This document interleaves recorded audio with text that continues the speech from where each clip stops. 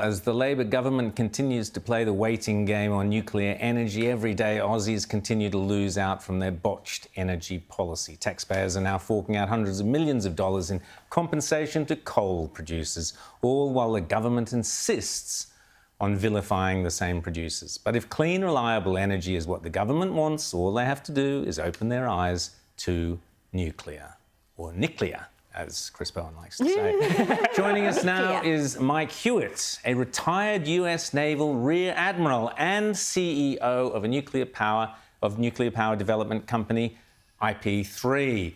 Mike, thanks so much for coming on the show this morning. How stupid is the Australian government not to be embracing nuclear? Well, I think, and thanks for having me, there's so many reasons that nuclear power should be a key part of Australia's energy mix, not the least of which they're the only G20 nation not pursuing nuclear power or having nuclear power. They also have suffered from many of the energy poverty issues that have come about because of an over-dependence and an over-commitment to renewable energy.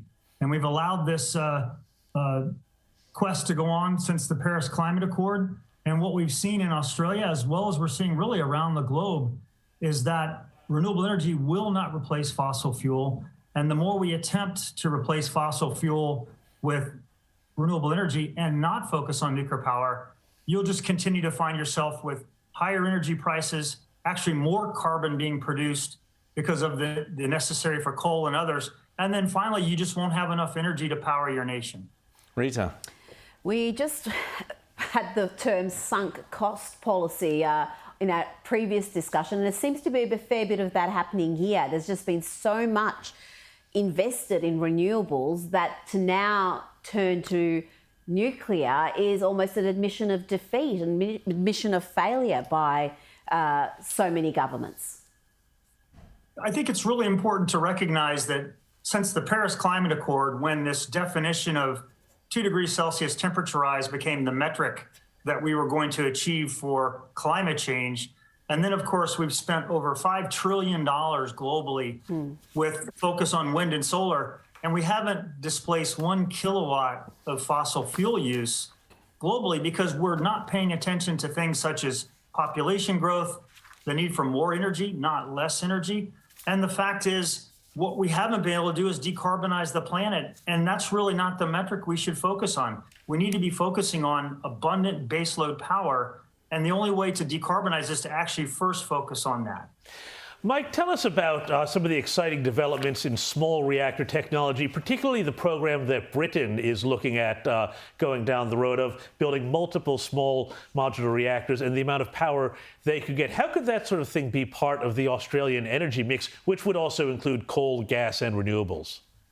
Well, I think the first point you hit, James, is really important, that with small modular reactors, they can be part of the energy mix. They can actually complement renewable energy. They can go on old coal-fired plants and replace them quite effectively. But the key point, the future of nuclear power is not based on the past, which are these large-scale, gigawatt-sized plants which are over-cost, over-budget, and really aren't the right solution for most of the world's nations looking for nuclear power. What a small modular reactor will give you is first and foremost factory-built, like an aircraft. The second thing it gives you is I can tailor the amount of power I need to the offtake. So in other words, if my main industry is producing iron, my main industry is data centers, I can tailor the energy to the offtake. And finally, and maybe most importantly, with small modular reactors, we can actually attract private capital. This is a government-run industry that's upside down. And what we want to do is attract private capital so that we can commercialize, innovate, productionize, and make nuclear power affordable down the cost curve. And I think that is the most important thing. And the final point I'll make, and you mentioned Britain. Britain really is on the front line of replacing its nuclear power industry. And their company, Rolls-Royce, has developed a light water reactor at 475 megawatts, which will be available not only to build in their country, and they're looking at upwards of 24 gigawatts of power in new nuclear, but it will be exportable to nations such as Australia. We've got a lot of critics of nuclear energy in this country who say it's just not viable for Australia. The cost would be exorbitant. Is it viable for a country the size of Australia? And how quickly, if we started today, would we have access to cheap, reliable energy? So I think Australia is probably one of the best countries on the planet for nuclear power. Yes. And I'll start first because of your massive amounts of uranium that you have as a natural resource. Second, because you have such expansive land, we can tailor the energy for where I need the industry to be powered. And that really gives you quite a great advantage. And then also, you're a country in the G20. You're a country that has industries that are important to the rest of the planet. And without nuclear power, you're not going to be able to power those industries of the future. And if you really want to get out of fossil fuel, the only way to do it is with nuclear power. And Micah, just quickly before we go, what you say is obviously clear thinking and intellectually up there. At the same time, we have any number of billionaires in Australia and state premiers and others rushing around spending taxpayers' dollars on something called green hydrogen. Give us your thoughts. Literally, taxpayers are funding this nonsense, this science fiction garbage into the future, and political and business companies are putting their money there rather than nuclear. Give us your thoughts on green hydrogen.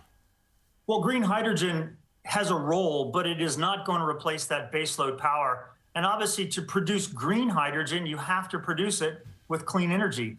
And because wind and solar is so intermittent, it can't produce green hydrogen at a price point that makes it even smart for Australia, let alone exporting it to other countries. So again, if you want to produce green hydrogen, the best way to produce it is with nuclear power because it gives you that always-on baseload. But I share your concerns that there are way too many people that are pursuing these niche industries of the future at the expense of what you really need right now, which is baseload power to attract the industries of the future.